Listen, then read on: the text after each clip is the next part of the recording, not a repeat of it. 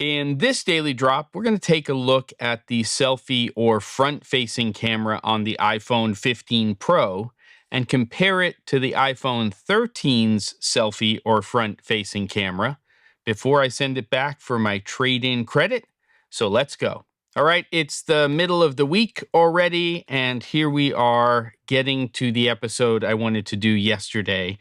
And the big problem is let's just say it. The iPhone is not great in low light. So what I was doing is doing some comparisons with not a dissimilar setup to this, and it was so bad in the background, I just wanted to give it a fighting chance. So I changed the setup to sort of the other at the bench setup I have with the gray background, and that's what I'm using. All right, so let's go ahead and take a look at this. The first thing I want to do is compare just straight 4K 24 between the iPhone 13 and the iPhone 15 Pro.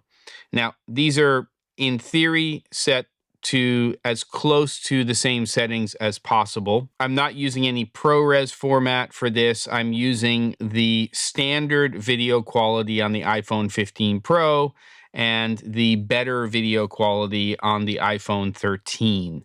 So the other things that are set up here is that I have the exposure just auto, which is pretty much the way it works.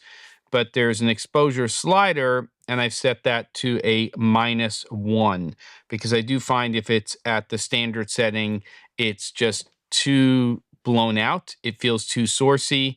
The light I'm using, just the Molus X100 bounced off of an umbrella, and I set it to 30% because that's the amount that both between regular video and cinematic mode, I wasn't getting a low light warning, which shows up for some reason more with cinematic mode than it does with the standard video mode on the camera. All right, so here we have the iPhone 13 at 4K 24. And you can take a look at that image. I'm stepping into the frame and just sort of pretending that I'm being interviewed or talking off camera. And the things to really pay attention to are both the background, the chart in the background, and me. So there's no white balancing, there's no locking shutter speed. It's just the camera app on the iPhone that I'm using for this entire test. Of course, I'm going to be jumping into and testing the Blackmagic camera app soon, and there'll be other stuff coming on the channel related to that. But this is the iPhone 13 at 4K 24. All right, so now we're taking a look at the iPhone 15 Pro at 4K 24. Again, straight video mode, not cinematic.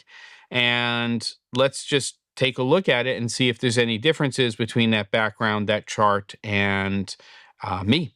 But really what I'm looking for is the background. I want to see how much noise is there and what the deal is with that. All right, so let's compare them back to back. Here's the iPhone 13 and here's the iPhone 15 Pro. All right, test number 1 done. Not too scientific. Use your eyes, make a decision. There you go.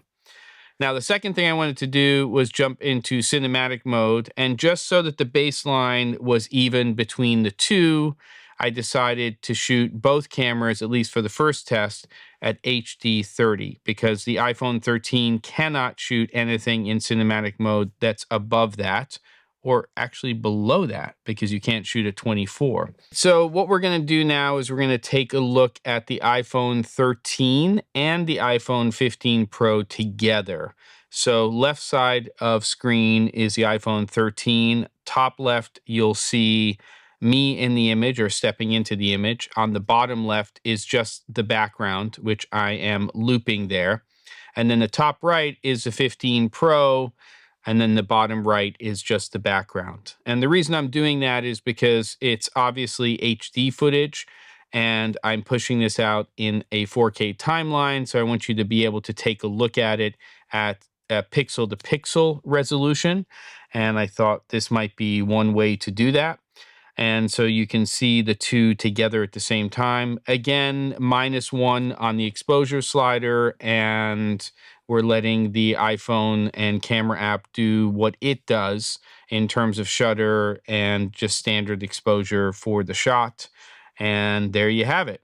All right, so that's really the comparison between the two. I did want to just show you right now what 4K 24 in cinematic mode looks like with all of the other settings staying the same on the iPhone 15 Pro.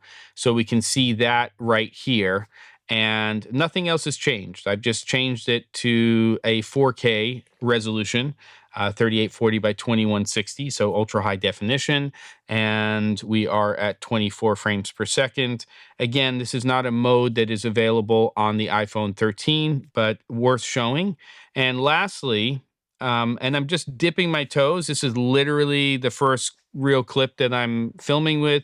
I switched the camera over to ProRes 422. I switched it over to log. Now, the big gotcha, the big caveat here is that you cannot use cinematic mode on the iPhone 15 Pro with the log recording. What can I say? Didn't know that. They have to have something for the iPhone 16 Pro. So I guess maybe that's it. Still don't understand why we can't get 24 in the 13 in cinematic mode. It's a lower frame rate, but that's not a discussion we can really get into because it's never going to happen. So again, here's the log footage, and this is first time for me. So I just updated Final Cut Pro. I'm just applying this for the first time here, and I think there's things to be learned. I think that I'm going to have to find where we should be exposing for log in the iPhone 15 Pro and 15 Pro Max, because it's not going to just be probably the same as if we were using essentially a 709 capture with the camera or the HDR capture with the camera. Log is a different beast entirely. In fact, I'm still trying to figure out the best workflow for HDR to SDR, capturing on the phone, going into a timeline. That's a whole other thing. I don't want this channel to be about Final Cut Pro, but if I can give some tips in certain areas, I will definitely bring those up. So a lot more to explore. I should be jumping into some more iPhone 15 Pro stuff later this week. Don't forget to, and I'll see you on the next episode of The Daily Drop.